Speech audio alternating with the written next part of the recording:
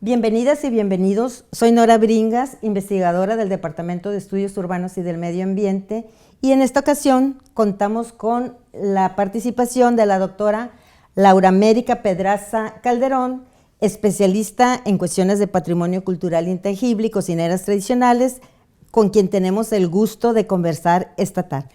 Muchísimas gracias, doctora Bringas, y qué amables todos los que nos están viendo en estos momentos. Muchas gracias. América, la cocina tradicional de los pueblos originarios forma parte de la identidad de muchos estados, ¿no? En los últimos años se ha puesto, por decirlo de alguna manera, como de moda esto, pero sabemos quienes tienen una larga trayectoria en el ámbito del patrimonio que esto no es una moda y que esto es una tradición, es parte de nuestra cultura y es parte del quehacer de gente como tú que hace este tipo de investigación. En ese sentido, me gustaría preguntarte, ¿cómo incursionaste tú? ¿Qué te hizo trabajar este tema del patrimonio cultural y las cocineras tradicionales? Muchas gracias, Nora. Debo decirte que yo en mi formación de licenciatura soy historiadora. Para poder obtener el grado de licenciada en historia tuve que estar enclaustrada, literalmente haciendo una tesis sobre la historia de las monjas dominicas durante el siglo XIX con la desamortización de bienes eclesiásticos, y cuando terminé decidí cursar una maestría en una institución hermana de esta que hoy nos alberga, en el Colegio de Michoacán, que en aquellos años abrió un centro de estudios de las tradiciones. Y este centro de estudio de las tradiciones tenía varias líneas de investigación. Por un lado, se ocupaba de lo que son las tradiciones clásicas, la literatura, el pensamiento, pues, de filósofos en distintos ámbitos, y también tenía una línea de investigación dedicada a lo popular.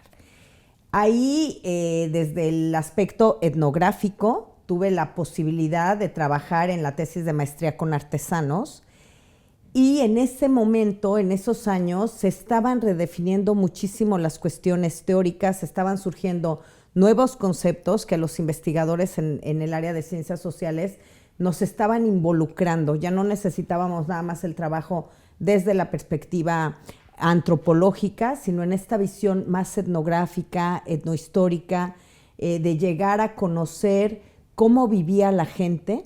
Surgieron por esos años también, unos años después, los conceptos de patrimonio, que como sabemos también viene desde una institución a nivel internacional, y la mirada con la que estuvimos obligados a investigar y analizar estos fenómenos y esos procesos socioculturales, pues nos llevó a actualizarnos. Yo creo que a veces los mismos investigadores somos injustos cuando no reconocemos cómo ha evolucionado la forma de acercarnos a la investigación histórica o antropológica. Sabemos que esta ruptura, ¿no?, con la famosa historia de bronce que se vio modificada cuando surgió la Escuela de los Anales, que nos invitaba a trabajar y a investigar sobre temas de la vida cotidiana, de la familia, las aportaciones de un destacado también del Colegio de México, don Luis González y González, con la microhistoria, que nos obligó a ver que la historia de las localidades, de los pueblos, también merecía ser contada, porque al final del día esas cuestiones tan pequeñas eran parte de la historia nacional, ¿no? Entonces, creo que más que hablar de modas, que es un término absolutamente injusto, estamos hablando de tendencias historiográficas, de tendencias sociológicas más contemporáneas que están sucediendo en México y en el mundo, y basta ver todo lo que se publica hoy en distintos centros de investigación. Sí, claro. ¿Cuál dirías tú que ha sido tu principal reto al que te has enfrentado al trabajar con estas comunidades portadoras de estos saberes? Los retos son a los que te enfrentas con una doble complicación, ¿no? Yo creo que cuando estudias historia se te pide que las fuentes que consultas sean fidedignas, lo cual también siempre suele ser relativo, porque al final, aunque consultes un documento histórico, pues fue un documento escrito por humanos, ¿no? Hay muchos libros que tratan sobre eso. Creo que al hablar de patrimonio y al hablar de gente, que es cuando haces una entrevista, el tema de la verdad, ¿no? Aunque dentro de la etnografía existen muchas prácticas propuestas desde Malinowski, como los análisis taxonómicos, el contraste, ¿no? Cuando haces entrevistas en varias facetas, tienes que llegar a entender realmente por qué la gente y a explicar dice lo que dice. Entonces creo que enfrentarte a este tipo de cuestiones pues tiene que ver primero con la condición humana, ¿no? Todos los seres humanos, los artesanos, las cocineras, no estamos exentos de eso, estamos en competencia permanente, ¿no? Creo que otra cosa también que te cuesta mucho es lograr poner distancia, porque hay verdades que duelen. Cuando uno está haciendo trabajo de campo, te cuesta mucho a veces poner esa línea o esos límites desde el investigador y el no llegar a tener un contacto que va más allá con la gente, ¿no? Creo que también nos ha costado mucho trabajo entender que todas las personas que son portadoras de tradiciones evolucionan y forman parte de una sociedad que a veces nosotros quisiéramos que estuvieran en un capelo, o sea, que ellos no cambiaran, no se actualizaran para continuar teniendo que investigar, y eso es injusto, porque tenemos que entender las tradiciones y las prácticas culturales como son hoy en día. Y yo creo que una de las condiciones fundamentales es que toda tradición, para poder sobrevivir, debe tener la capacidad de adaptarse. Pero ojo, la adaptación debe de venir desde los portadores, no desde la influencia ajena, ni desde cómo nos gustaría a nosotros como investigadores que fuera. Exacto. Tenemos el caso de las cocineras, por ejemplo, que muchas veces conviven con chef, conviven con gastrónomos, conviven con licenciados que quieren imponer un criterio. Y no estamos aquí para eso, estamos para conocer, para respetar, para acercarnos y debemos de ser muy cuidadosos con eso, porque no es nada más cómo nos gustaría a nosotros que fuera, sino que muchas veces lo que nosotros decimos o evaluamos puede transformar la realidad de una comunidad y eso es muy delicado. Sí, cómo no. Desde tu experiencia, ¿por qué la cocina de los pueblos originarios es parte del patrimonio cultural intangible y no solamente una práctica alimentaria? Bueno, esto tiene que ver con una convención que se dio en la UNESCO, que como sabemos es el órgano pues, que regula y que cuida, ¿no? la educación y la cultura a nivel internacional. En el año 2003 hay una convención en donde se establece la necesidad de proteger este tipo de expresiones patrimoniales.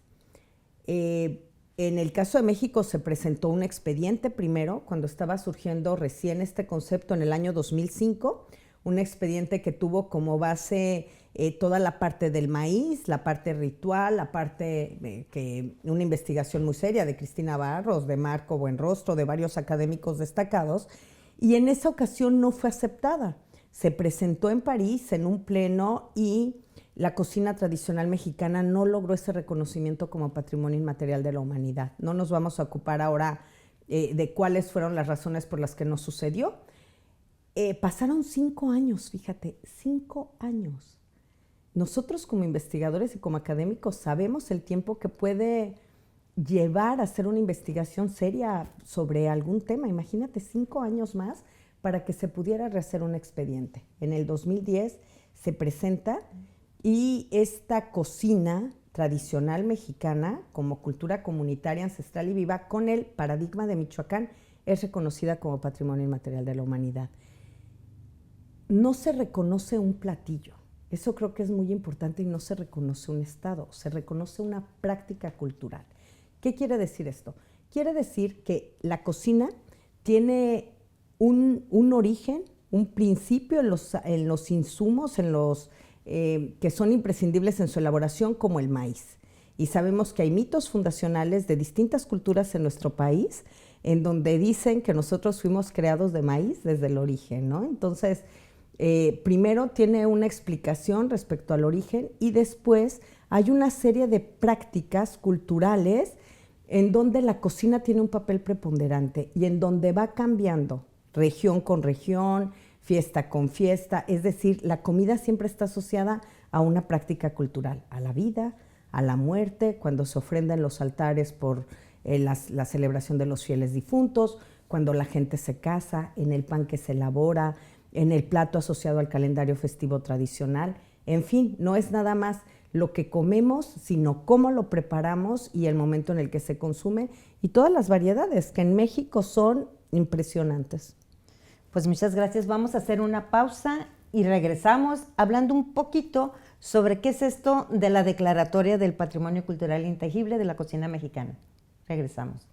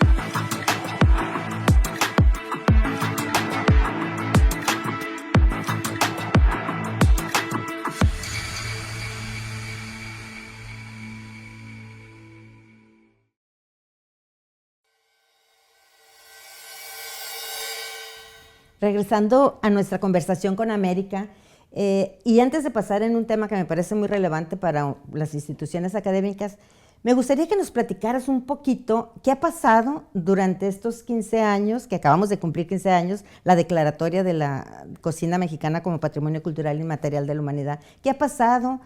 ¿Cómo ha beneficiado o no ha beneficiado a estas cocineras? ¿Qué es lo que se ve reflejado en estos primeros 15 años de la declaratoria?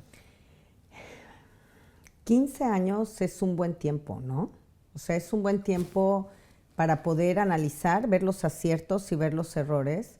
Creo que desde luego hay muchas cocineras que han logrado vivir de su saber hacer, que han logrado avanzar, evolucionar, ¿no? A partir de ser la señora cocinera discriminada, que casi no hablaba español, que sabía hacer tortillas, que sabía preparar 2 o 3 cosas para las fiestas tradicionales de sus comunidades y que hoy han llegado a tener algunos establecimientos, han logrado viajar, han logrado, creo que más allá de todo lo que podríamos enlistar respecto a algunas, no todas desafortunadamente, lo más importante es creo que han aprendido a dignificar un saber hacer. Creo que lo más interesante ha sido que a lo largo de estos 15 años, a partir de los encuentros que han sucedido, de eventos como los que ustedes han venido organizando para visibilizar a estas mujeres, ha sido el que han llegado a valorar un saber que durante muchos años fue causa de discriminación o vista como un síntoma de atraso. Y hoy día han visto que ese saber forma parte de algo muy importante. Pero más allá de lo que ha sucedido al interior de las comunidades, que nos podría llevar varios programas, creo que la mirada de los investigadores sobre el tema de la cocina también ha cambiado. Porque hay muchos detractores, como en todo sucede, que dicen, no, es que el estudio de la gastronomía no merece, es forzado, no hay una concepción o marcos teóricos que nos permitan referenciarlo como objeto de investigación. Sin embargo, aquí estamos. Y si eso no hubiera sucedido, no habría instituciones como las hay hoy día haciendo diplomados, discutiendo sobre lo que es la cocina, construyendo propuestas teóricas respecto a estas prácticas culturales. Creo que incluso los que no están a favor, académicos que consideran que no deberían de incluirse o en los temas de tesis en el ámbito de la antropología, es una discusión que está abierta. Yo te puedo decir que a lo largo de estos 15 años hay instituciones como la Escuela Nacional de Antropología e Historia que han echado a andar diplomados, la UNAM, y que incluso en algunas de estas instituciones, ¿no?, como el Instituto de Investigaciones Antropológicas, tuvo su origen mucho antes de la declaratoria, el que se empezaran a iniciar estos diálogos allende la comida y todas las implicaciones que tenía. Entonces, me parece que los restaurantes también están preocupados por ver que haya una oferta para el sector turístico en donde se pongan los sabores propios de una región o de una comunidad. Entonces, creo que aunque podríamos señalar algunas cuestiones, 15 años son suficientes para replantearnos y trazar programas de trabajo que sean más efectivos y que impacten de forma eficiente a todos los estados de la República y desde luego a las cocineras tradicionales. Siguiendo esta idea que acabas de plasmar, ¿cuál sería el papel de las instituciones académicas en la defensa o en la recuperación de este patrimonio? ¿Qué nos corresponde hacer a nosotros como académicos y qué le corresponde hacer al gobierno, a la sociedad? Creo que en este sentido es fundamental entender que para que este reconocimiento haya logrado ser exitoso, ha requerido de la interacción de todo lo que tú acabas de mencionar. O sea, no sé, por ejemplo, aquí en Baja California, ustedes lograron el reconocimiento en el Congreso de la Cocina como Patrimonio del Estado. Y trabajar en ese proyecto seguramente los llevó a investigar con toda seriedad y con toda formalidad cuáles eran los fundamentos o las especificaciones de la cocina de esta región. Entonces, para poder visibilizar un producto así, tiene que ser un trabajo compartido entre las cocineras, las instituciones académicas, el sector empresarial, porque ese fue el éxito que podríamos traer como ejemplo el caso del estado de Michoacán, que tenía una cocina pues bastante, no sé, como mestiza, que se ofertaba, y con todo este procedimiento ya han florecido los restaurantes donde existen propuestas gastronómicas con productos locales que tienen un gran éxito. Entonces, creo que es fundamental el que se pueda establecer un diálogo desde distintos sectores. Es importantísimo la labor de los académicos, porque aquí no estamos haciendo anecdotarios, no estamos volteando a ver qué linda la señora, qué delicioso el platillo, ay, qué bonito me fue. No se trata de hacer anécdotas, se trata, desde luego, con todo respeto y con toda seriedad, de acercarnos al estudio de estos procesos culturales con la formalidad implícita en cualquier objeto de estudio. Trabajar con seres humanos, trabajar con personas, implica un compromiso y una ética tremenda, y es muy importante pues que todos estemos viendo hacia el mismo lado, ¿no? Sí, me parece que es importantísimo hacer eso, y dado que estamos en un estado, por así decirlo, semidesértico, ¿cómo vislumbras o cómo ves tú la cocina originaria de Baja California con respecto a otras cocinas? Porque no podemos hablar de la cocina mexicana, porque hay muchas cocinas mexicanas.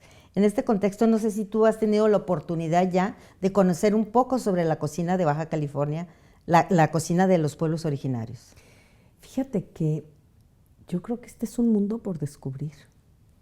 O sea, creo que realmente ustedes tienen un reto impresionante porque es una de las cocinas menos difundidas y siento que vinculando con la pregunta anterior, es muy importante que se trabajen los inventarios de los productos de esta zona, los platillos para que se puedan mostrar al resto de la República. O sea, no estamos hablando ni de ventajas ni de desventajas, simplemente estamos hablando de procesos y de patrimonios que han sido vistos con antelación.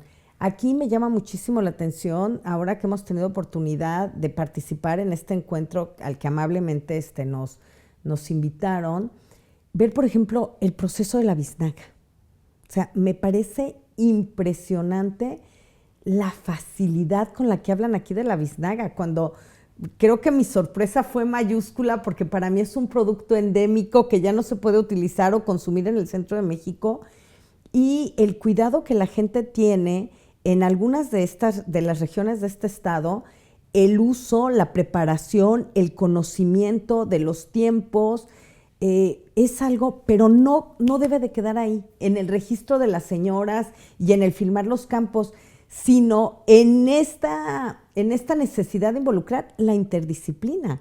No nada más el trabajo de los geógrafos, de los antropólogos, de los biólogos, porque no nos va a servir de nada que sigamos diciendo, ay, qué bonita la cocina, ya es patrimonio, si no involucramos a todas las áreas para que estos elementos, que son fundamentales para la cocina de una región, perduren a través del tiempo. Exacto. Porque podrá interesarnos muchísimo, podremos hacer unos libros increíbles, pero si se acaba la biznaga, como se han acabado otros productos en nuestro país, porque pensamos que lo que merece ser difundido es el producto final y no vemos todo lo que es necesario para que eso sobreviva, pues no lo vamos a lograr, ¿no?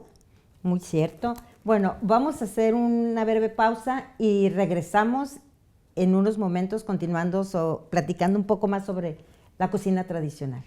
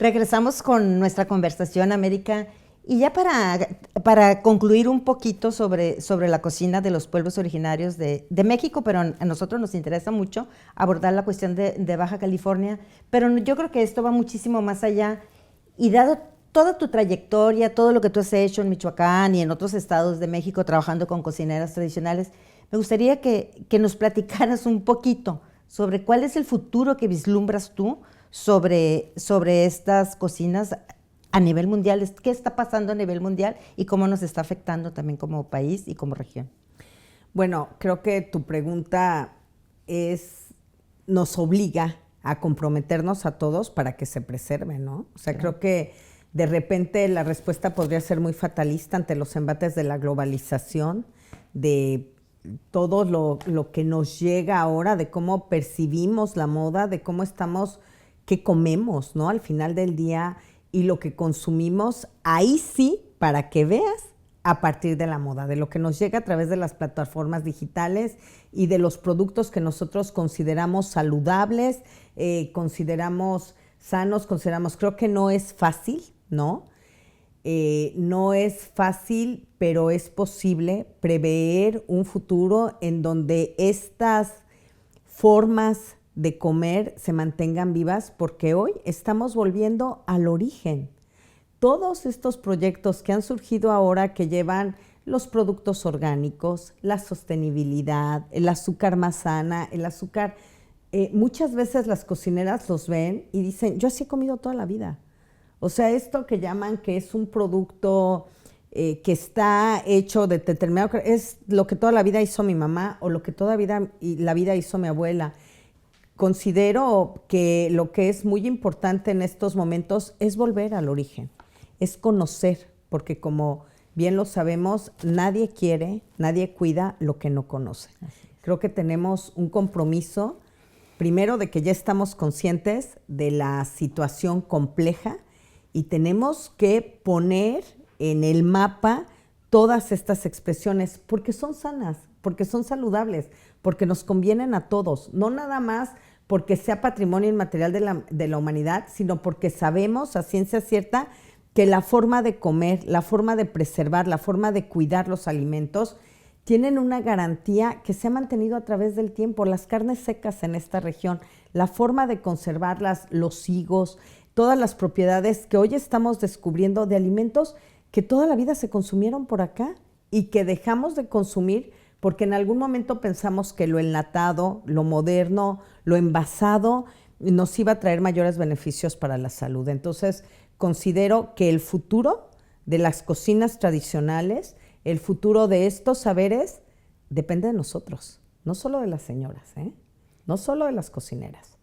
Es una tarea que debemos de compartir y que debemos de asumir en beneficio nuestro, en beneficio de nuestra comunidad, primero por esta cuestión y después por todas las cuestiones que nos gustan mucho también a los antropólogos, de identidad, de sororidad y de todo lo que quieras y gustes. Pero esta es una tarea de la que no podemos excluirnos. Sí, completamente de acuerdo.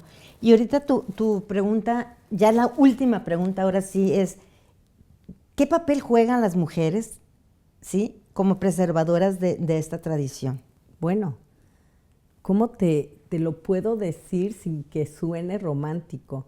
La tradición solo es posible cuando hay un proceso de transmisión. No nada más necesitamos que haya una persona que lo conozca, sino que esté dispuesto a compartirlo. Y esta cadena de la tradición ha estado indudablemente en las mujeres, al interior de sus casas, de sus fogones, en las pláticas que tienen. Es increíble cómo hemos logrado mantener tradiciones culinarias, la forma de hacer, de envolver un tamal, de preparar un atole, de saber en qué momento colectar un hongo. Es impresionante cómo puedes encontrar vestigios arqueológicos de cómo se producía algo o encontrarlos en una referencia, en una crónica del siglo XVI y ver que eso hoy se mantiene gracias a esta transmisión consuetudinaria que se hace al interior del hogar, al interior del fogón. Entonces, las mujeres son una parte fundamental para que este eslabón de la tradición esté fuerte, esté resistente y se mantenga vigente hoy día. Muchísimas gracias, América. Muy agradecida por tu participación y por habernos compartido toda tu experiencia en este maravilloso mundo del patrimonio y de la cocina de los pueblos originarios. Con esto les damos ya 4 pies. Bueno, con esto cerramos y dejamos ahora sí que el compromiso de continuar haciendo investigación y trabajando sobre las cocineras tradicionales, en el caso nuestro de Baja California, porque sí lo vemos que necesitamos hacer investigación para que esos saberes no se pierdan. Muchas gracias, esto fue Diálogos desde la Frontera, soy Nora Bringas y los esperamos en el siguiente episodio, no sin antes agradecer a todo el equipo de Diálogos desde la Frontera que hace posible esta transmisión. Muchas gracias.